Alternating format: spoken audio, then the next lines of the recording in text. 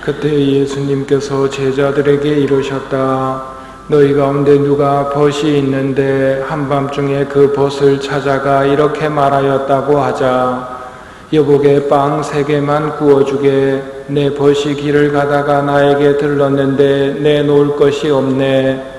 그러면 그 사람이 안에서 나를 괴롭히지 말게 벌써 문을 닫아 걸고 아이들과 함께 잠자리에 들었네.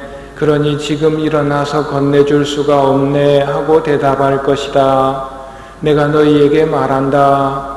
그 사람이 벗이라는 이유 때문에 일어나서 빵을 주지는 않는다 하더라도 그가 줄곧 졸라대면 마침내 일어나서 그에게 필요한 만큼 다 줄 것이다.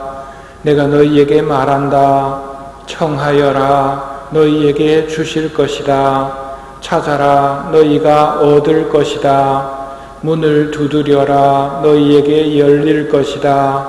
누구든지 청하는 이는 받고 찾는 이는 얻고 문을 두드리는 이에게는 열릴 것이다.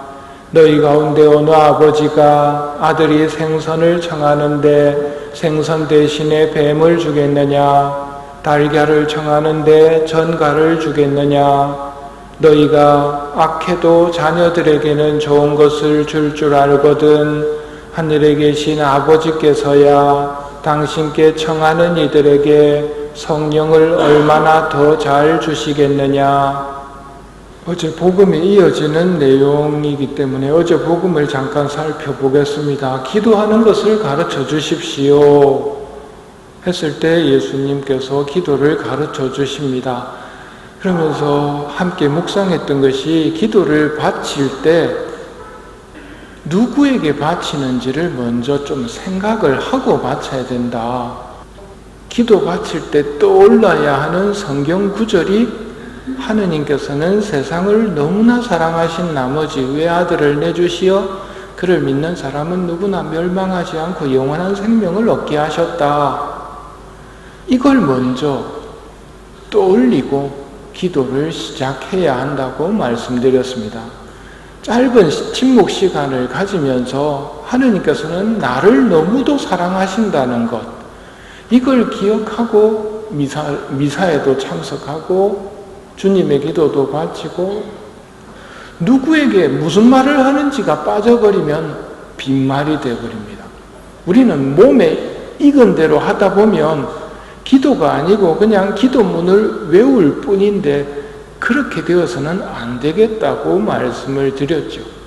그러려면 너무나 사랑하셨다는 걸 믿어야 되는데 너무나 사랑하셨다는 그 하느님의 사랑이 내가 믿기지가 않는데 어떡합니까? 어떻게 해야 된다고 그랬습니까? 그래서 오늘 복음을 봐야 된다는 말입니다. 빵 3개만 구워주게 하는 사람, 이 사람의 모습처럼 청해야 한다는 말입니다.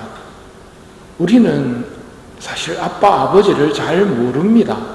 성령의 힘에 힘입어 비로소 하느님을 아빠, 아버지라고 부를 수는 있는데 아빠, 아버지라는 호칭 이면에 얼마만큼의 애정을 가지고 있는가, 얼마만큼 아버지를 알고 있는가는 사람마다 다 다릅니다. 이게 믿음에 따라서 다 다른 신앙으로 드러나는 이유이거든요. 하느님이 어떤 분인가 이걸 좀 알아야 합니다. 아그레다의 예수 마리아 수녀님이 하시는 말씀입니다. 영원히 변하지 않으시는 하느님을 바라보아라. 그분께는 시작도 없고 끝도 없다. 얼마나 완전한 분이신지, 얼마나 무한한 분이신지, 그분 홀로 거룩함 그 자체이시며 가장 선한 존재이시다. 그분이 모든 것을 만드셨다.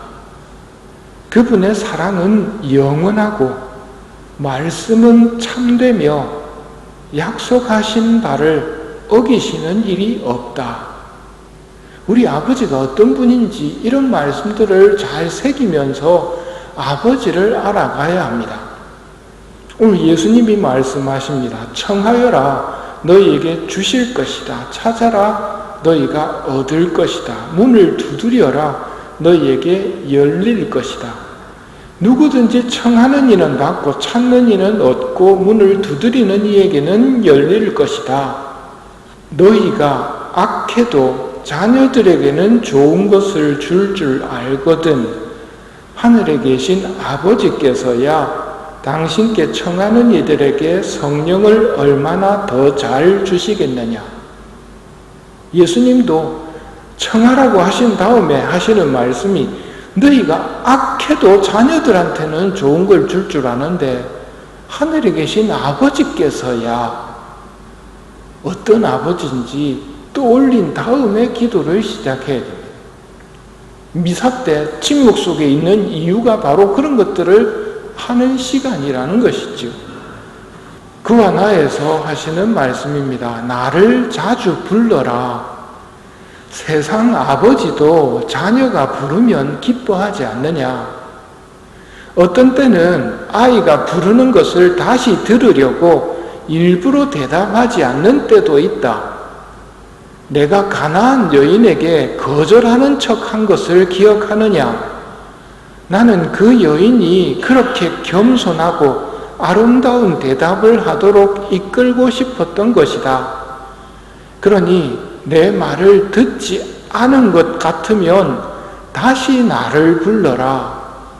그러면 내가 기뻐하리라. 하느님을 감동하게 하는 것이 기도의 횟수라고 생각하지 마라. 그보다 기도드리는 너의 태도이다. 사랑과 내 맡김과 겸손에 사로잡혀라. 그리하면 그분은 빵을 달라고 할 때 곱절의 빵을 주시리라. 기도하는 것을 가르쳐 주십시오. 먼저 우리의 기도를 들으시는 하느님이 얼마나 선하신 분인가를 떠올려야 됩니다. 그리고 그분이 우리의 목소리를 듣는 걸 기뻐하셔서 때로는 더 듣고 싶어서 못 들은 척하는 적도 있다는 말입니다. 또 때로는 우리가 잘못된 기도를 하고 있을 때는 그것부터 고쳐야 합니다. 예를 들어 도둑질하고 남의 담을 넘다가 발목을 접질린 사람이 하느님께 발목 낫게 해달라고 기도를 합니다. 발목 나으면 다시 영업을 시작하겠다는 말이겠지요. 그러면 하느님께서 그 기도를 선뜻 들어주시지는 못합니다. 어쩌면 이 코로나 시대에 코로나를 낫게 해달라고 청하는 것도 그 발목 낫게 해달라는 것과 비슷한 기도인지도 모르겠습니다. 아버지께서 보실 때는 더 급하게 고쳐야 하는 부분이 있다는 말입니다. 악행을 멈춰야 되는데 악행을 계속하려고 하느님에게 기도를 한다면 안 들어지겠지요. 하지만 어떤 기도도 아무 소용없는 기도는 없으리라 생각합니다.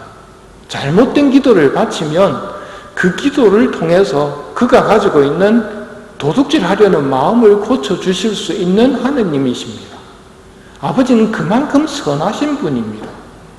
그러니 실망하지 말고 꾸준히 기도하십시오.